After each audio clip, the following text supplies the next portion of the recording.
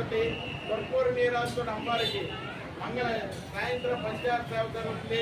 తదనంతర నీరాజన మంత్రోత్సవాలు ఏకస్వస్తి జరుగుతాయి. అలాగే రాత్రి 7 గంటలకి అమ్మవారికి సహస్రనామ కుటుంబం జరుగుతుంది. తదనంతరం 9 గంటల వరకు అమ్మవారి దర్శనం ఒకటి జరుగుతుంది. 9 గంటల ఆలయం పూర్తి చేస్తాం. ఇది శ్రావణ మాసంలో ఈరోజే కాకుండా ప్రతి రోజు కూడా ఈ కార్యక్రమాలు నిత్యం జరుగుతూ ఉంటాయి కాబట్టి. అలాగే 3వ శుక్రవారం రోజున అమ్మవారికి విశేషమైన వరలక్ష్మి వ్రత పూజ సామూహికంగా మహిళలందరినీ కూర్చోబెట్టి సుమారుగా 1000 మంది పైన మహిళల్లో పాల్గొంటారు.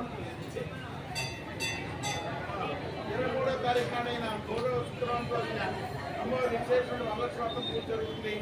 కాబట్టి భక్తులందరూ కూడా ఈ కార్యక్రమం పాల్గొనాలని కోరుతున్నాం.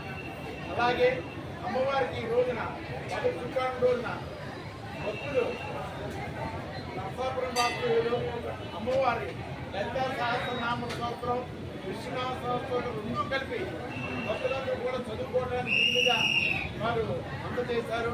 కాబట్టి వారికి అమ్మవారికి ఈ యొక్క కరుణా కటాక్షలు ఉంటాయని తెలియజేస్తూ అలాగే అమ్మవారి దర్శించుకుని అమ్మవారి యొక్క కృప పాల్గొంటున్నాం. ఓం జై పావులమ్మ తల్లికి.